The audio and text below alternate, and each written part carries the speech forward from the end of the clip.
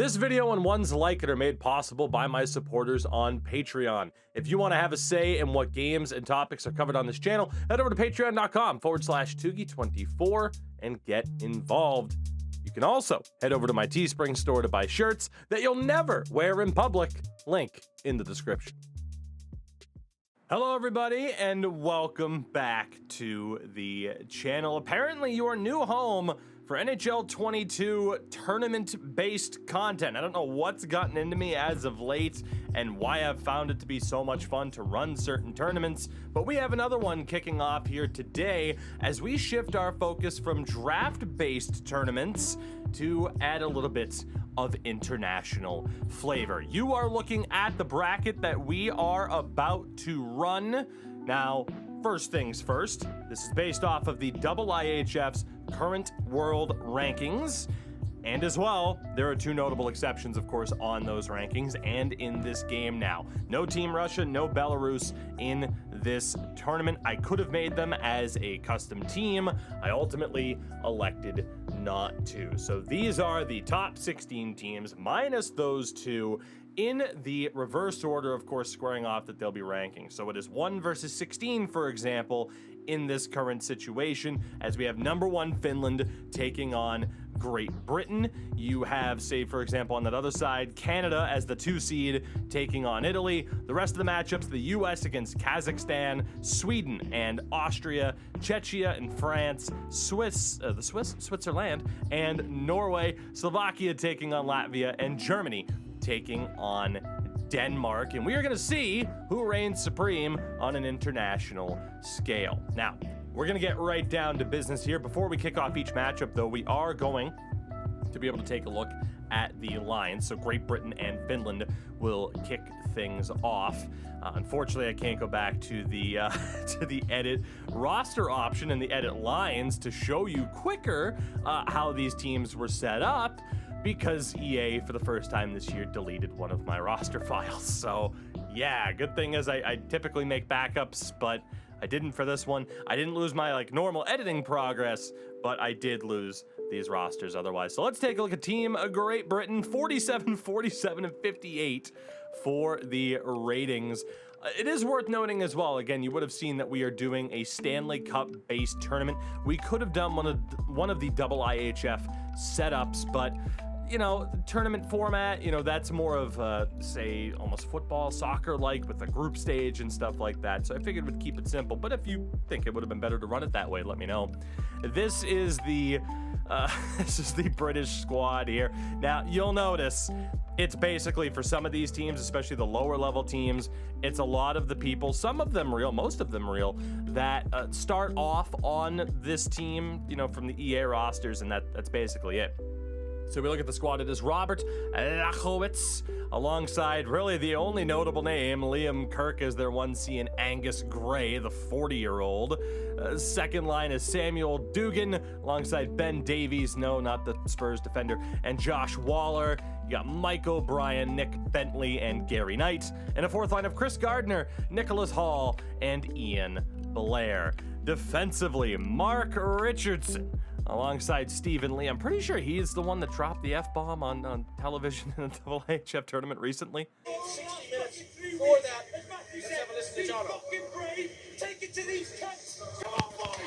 We go to the second pair with Ben O'Connor and Josh Batch.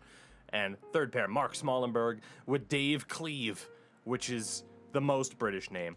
In goal, you do have Sam Gospel and Thomas Murdy. Never mind, Murdy might be the most British name possible. Yeah, this team's in for a world of hurt going up against the #1 ranked team in Finland. It is worth noting as we look at this Finnish roster how these rosters have been set up, because they're not just EA's provided rosters. We have added the forwards and defenders that have the best point per game percentage at the NHL level. Goalies, I believe, I based off of career games played. I think I factored in save percentage for some of them.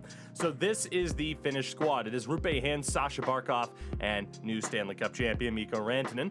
Mikhail Granlund's alongside Sebastian Aho and Patrick Laine.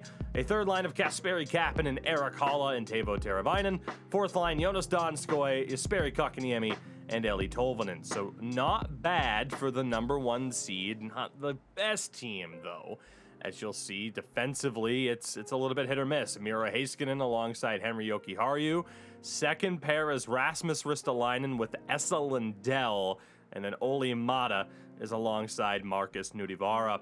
The goaltending, though, is where it gets to be pretty strong. UC Saros, the starter, with Antti Ranta as the backup. So the Finns, again, entered this tournament as the number 1 seed. Whether or not they'll be able to win it all, who's to say? But obviously heavy favorites here against the Brits, and we will jump into game 1. Again, best of 7 series here.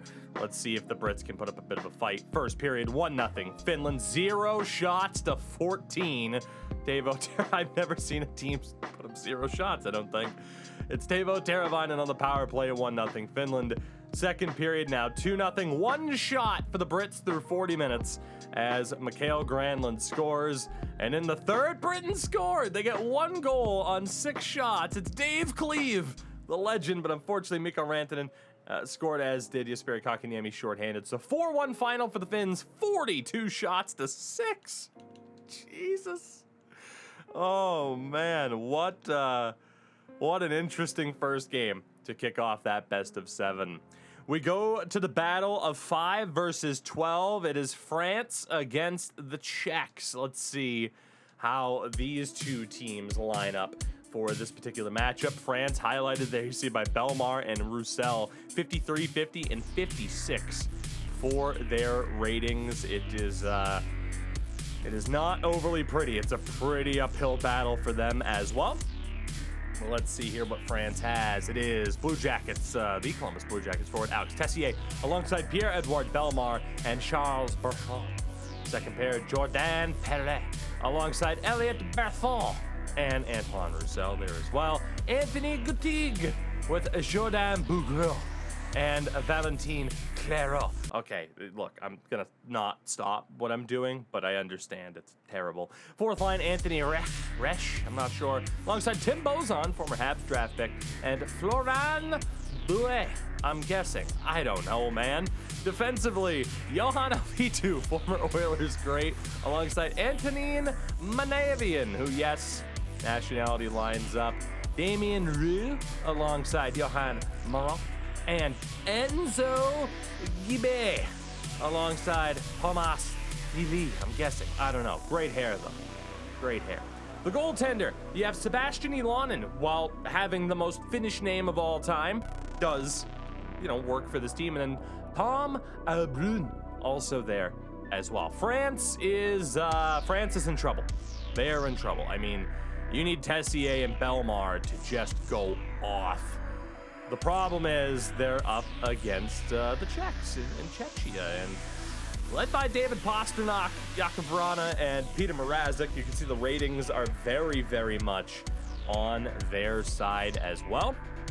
Let's take a look at what we have here, and it is the top line of Vrana, Tomáš Hertl, and Pastrnak. Dominic Kubalik alongside Pavel Zacha and Andre Palat. Martin Necas with Filip Hedl and Jakub Voracek. Filip Zadina is with Andre Kasha and Martin Ferk.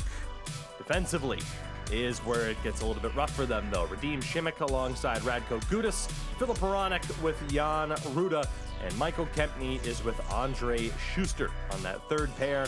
The goaltender, Peter Mrazek, and big save, Dave Riddick. So the goaltending leaves a bit to be desired. The defense certainly isn't the strongest. It's pretty physical and defensively sound, though. The Czechs, certainly favorites to get out of this first round. From there, we'll see what happens, though. But for now, let's go ahead and sim game number 1 between these two teams. First period, and it's 1-1. France actually scored first on that early power play. Berthon gets the goal, but Kubalik is able to tie it before the midway point of the period. Second here, and the Czechs take the lead. David Pastrnak. It is 2-1. And in the third, the Czechs run away with it. Zacha and Necas with 4 seconds left. A 4-1 final in favor of Czechia as they take game number 1. Pretty strong performance for Peter Mrazek, and that is exactly what they're going to need throughout this tournament. And then, boy, oh boy, the battle of 2 and 15 is Italy against Canada. Italy 50, 50, and 57 for their ratings. Canada 100, 186. The Italians, at least they have phenomenal jerseys. We appreciate that, of course. Let's take a look at them first and foremost before we get a look at a really interesting Canadian squad. So the Italians have Luca Frigo alongside Giovanni Marini and Diego Costner as their top line. Second line, Anton Bernard with Peter Hochkofler and Daniel Frank. On the Italian squad, Daniel Frank. You got Tommaso Traversa alongside Alex Lambacher and Marcus Gander. And Tommaso Goy alongside Ivan DeLuca and Matthias Mantinger. That's a name. That's a name. Defensively, you got Daniel Glira, I'm guessing, with Thomas Larkin. Alongside that, second pair, Stefano Marchetti and Luca Franza. 6'6", apparently. And then Alex Trivelato alongside Nick Plastino. In goal, you got Gianluca Zaita and Luca Poli. So, yeah, the Italians, not in the best spot in the world, certainly. And then we take a look at the Canadians, again, who enter this tournament, the 2 seed behind Finland, again, off of the IIHF ratings. And this is the Canadian squad. Now, again, it's based off of career point per game, so it gets a little bit interesting on that fourth line. But let's start off with this. Top line, Brad Marchand, Connor McDavid, and Jordan Kyrou. Second line, Mitch Marner, Nathan McKinnon, Stanley Cup champion Nathan McKinnon, and Jonathan Huberdeau. Braden Point, Sidney Crosby, and Steven Stamkos make up the third line. And then the fourth line, Michael Bunting is there. He's been that good at the start of his NHL career with John Tavares, and Jumbo Joe Thornton does make the team. Flashbacks to the 2006 Olympic roster for the Canadians, where they carried a bunch of old men. Joe Thornton, now an old man, and on this team. Defensively, it is Shea Theodore and Stanley Cup champion Cale Makar. Chris Letang is with Dougie Hamilton. Tyson Barrie is with Brent Burns. So again, certainly looking to have more of an offensive approach to the output here. The goaltenders, indeed, it is based off of career points per game. Marc-Andre Fleury and Carey Price still make this team. As you could argue, they might actually make a Canadian Olympic roster still to this day. Canada is going to wipe the floor with the Italians, and it's going to be tough to watch, but we're going to get through it. Here we go. Game number 1 in this series. First period, 2-1. The Italians score. Marchetti on the goal. Yeah, Dougie Hamilton and John Tavares for the Canadians. Barely, they doubled them up in shots, but that is not nearly as dominant as you would have thought after what we saw between Finland and Great Britain. Second period, still 2-1. Just one shot for the Italians, but they're within striking distance. This is unbelievable. Let's slow sim. Okay, maybe not. Nathan McKinnon makes it 3-1. Let's sim the rest. 3-2 was the final, though. Traversa gets a goal late. 41 shots to 14. 3-2, your final score. The Italians, what a performance there. Giving Canada, not quite a run for their money, but kind of hanging around and making it a rather nervous moment. So we'll keep an eye on that series. For now, though, we switch over to the battle of 6 versus 11. It is Switzerland and Norway, and this is obviously where it gets to be a little bit interesting. You're not at the, different ends of the spectrum. You're in that middle ground, and this could prove to be one of the more interesting series that we have. Although you can see Norway, it's looking a little bit rough. 52-50 and a 60. They actually do have the superior goaltending, though, but they are highlighted, of course, by Matt Zuccarello. And we'll take a look at him and his merry men before the start of this series. So Norway lines up like this. Top line, it is Sondre Olden alongside Victor Granholm and Matt Zuccarello. He doesn't have much to work with. Second line is Mats Rosselli Olsen alongside Ken Andre Olim and Thomas Volkvai Olsen, I think, to the Norwegians. I'm sorry. Michael Haga is with Matthias Chetnens, I don't know. Ludwig Hoff as well on that third line. Fourth line, Samuel Salem alongside Gustav Wilmenborvik. Holy mustache, by the way. What a fucking rocket that guy is.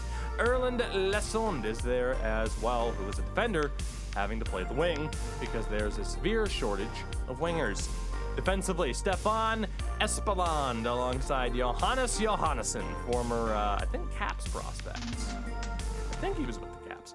You have Jonas Holosh with Matthias Norstebosch. I don't know, man. And then Alexander Bonsaxen is with Christian Karsterstu. I don't know. Christian.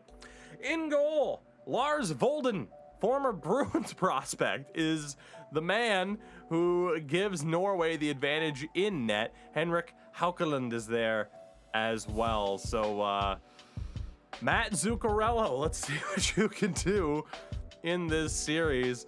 On the other side, you have the Swiss contingent that are just a little bit better on paper. Just a little bit. As we have a top line of Timo Meier, Nico Hischier, and the newest member of the LA Kings, Kevin Fiala. Very interesting move there. Second line, Dennis Malgin alongside Pia Suter and Nino Niederreiter. Philip Kurashev, Gregory Hoffman, and Gaetan Haas make up the third line. A fourth line of Andreas Ombul with Enzo Corvi and Sven Berchke. Offensively, it's pretty damn good. Roman Josi and one of, if not the best defenseman in the NHL today, Jonas Siegenthaler. You have Yannick Weber with Mirko Mueller and Dean Kukan with Janis Jerome Moser. I was going to go with JJ, and then I'm like, yeah. JJ Moser is there. Coyotes legend. Goaltender, it's Akira Schmidt of the New Jersey Devils. Rough scenes for them. And then Alex Sakalaropoulos. He is very Greek, but the nationality is American. I think I had to just find a random dude to fill in on the roster. I think Akira Schmidt was the only guy there, and obviously he'll be the starter. There's no injuries. So, yeah, it's rough scenes for the Swiss in goal. Everywhere else, though, they certainly have the advantage in this particular series. Let's go ahead and sim game one here between, again, Norway and Switzerland. First period, and 1-0 Norway. Haga the goal. 14 shots to 8. These underdog teams, man, they've done a good job of scoring, even if it's on significantly fewer shots. Second period, 2-0 Norway. Matt Zuccarello. The Swiss are blowing it here in game one. I want to slow sim this one because we might have our first game one upset here. Switzerland dropping the ball out of the gates to start this tournament. Power play unsuccessful. 3 minutes to go. Norway are going to pull off the 2-0 shutout victory in game number one. Switzerland in the mud. Lars Volden with a 35 save shutout. Very interesting turn there as we focus. After our first four matchups kicked off, we got our back four now, and we start off with the battle of 3 versus 14. The United States taking on Kazakhstan. I can't believe Norway just got that win. Kazakhstan, you see their ratings 47, 44, and 53 compared to the US's 100, 185. So certainly an uphill battle here for Kazakhstan. We will still take a look at their lines though. And here is how they shape up. Top line, Pavel Dakiv with Theodore Churin perhaps, and Yuri Lopatin. You have Vladimir Kozybayev alongside Oleg Okunev, I'm guessing. And Marat Teifel? That's one of these names, not like the other. Sarik Bolshin Chubasov. Jesus. Pavel Genbayev and Balash Tiapukin, I'm guessing? Tiupkin? And then Vladimir Turakov with Selebek Zhenikin and fuck me. Yurmukamet Fyodorov. We made it. Defensively, we have, I'm guessing it's Siginbek Sandukov alongside Galim Tursimbayev, Kirill Medvinsky alongside Sergei Glebov and Sergei Matagosian next to Balat Idarishev. In goal, Sagadat Konachev and Bulin Medvanov. Please, God, don't let them make it to round 2. I can't possibly keep up. The United States roster, Austin Matthews gets the C for this tournament as their highest rated player. This is how they line up. A top line of Jason Robertson, Austin Matthews, and Alex DeBrincat. Jake Gensel, Jack Eichel, and Johnny Gaudreau make up the second line. Kyle Connor with Trevor Zegras and Matthew Tkachuk. On the fourth line, Patrick Kane, Blake Wheeler, and Phil Kessel. Again, Hawks fans will still be mad about Patrick Kane's rating. It's an overall rating. He's still very good offensively, but doesn't play defense whatsoever. If you don't like it, suck my ass. I don't care. Defensively, it is Quinn Hughes with Adam Fox, John Carlson, and Shane Gostisbehere, and a third pair of Torrey Krug and Tony DeAngelo. You know, with the way my country's going right now, yep, he fits perfectly on this team. Goaltending-wise, Jonathan Quick and Craig Anderson makes the team as the backup, but indeed, Quick is the man in goal for the United States. Love to see Jason Robertson on that top line. I have made it quite clear over the past 2 years now. I am a gigantic Jason Robertson stan. So we go to game one here. The U.S. very heavily favored yet again. First period, and that's a decent start. 17 shots to 4 and a 3-1 lead on the board. Eichel, Connor, and Tkachuk. Churin gets a power play goal for Kazakhstan. Second period, now 6-2. So the U.S. offense has showed up, but they have allowed 2 goals on 8 shots. It was Carlson, Zegras, and Gaudreau. Churin gets a goal back with 37 seconds left. And in the third, make it 8-2. DeAngelo and Fox, it's a rout. 52 shots to 9, 8-2 on the board. That's good when you almost score as many goals as your opponents had shots, right? DeAngelo gets first star honors with a 3-point night, and the United States take game one over Kazakhstan. Can't say I'm disappointed. We go to the battle of 7 versus 10, Slovakia and Latvia. Let's see how these two teams line up. For Latvia, 57-56, but a 74 in goal because of Elvis Merzlikins. For the Slovakians, 59-85 in defense and 71 in goal. So yeah, that offense is going to be really interesting. But let's go ahead and take a look at the Latvians and how they line up for this particular matchup, as it is former Bruin Kaspar Daugavins alongside Zemgus Girgensons and Rudolph Balcers. Nikita Zhevpolovs is alongside Teddy Bluger and Ronald Kennan. So already quite a few former NHLers. Rivas Christians Ansons, I think he's a Penguins prospect. There you go. Alongside Rodrigo Avols and Maris Bishevskis. Fourth line, Denis Smirnov alongside Vitaly Pavlov and Edgar Skoda, also there. Defensively, though, it is Christian Rubinch alongside Guntish Galvinch. Beautiful. Uwe Janusz Balinskish next to Artur Skalda, and then Chris Bindulish, who was formerly of the Washington Capitals organization alongside Roland Rosidish. In goal, Elvis Merzlikins is there with Ivars Punanov. So Elvis has to be the big difference maker for the Latvians, and he will, hopefully do that. I mean, I don't know. It'd be kind of cool. Like, there's always something about the Latvians. It dates back to Sochi, with them almost upsetting Canada and stuff like that. There's just something about the Latvians. You got to root for the Latvians. For the Slovakians, though, another very, very interesting team here. So we get a look at the line combos. We know the offense is a bit weak. Top line, Tomasz Tatar, alongside Adam Ruzicka of the Calgary Flames and Tomasz Yurko there as well. Robert Lantosi alongside Tomas Marchenko and Tomasz Zaborski. Third line of Richard Panik with Lukasz Singel, I'm not sure, and Marian Studnik. Michael Kristoff alongside Pavel Shelinsky and Andre Krudna. Andre. Defensively, though, obviously it gets a little bit better. Zdeno Chara is on this team alongside Eric Chernak. Andre Sakara is with Martin Fehervari, and Marty Marincin with Christian Jarosz. In goal, you would have seen already, it is Yaroslav Halak. Adam Hushka of the New York Rangers is the man behind him. So the big question for the Slovakians here is just whether or not that offense is going to be able to compete. It should be able to do the job against Latvia unless Merzlikins steals the series, but beyond that, it's a little bit more questionable.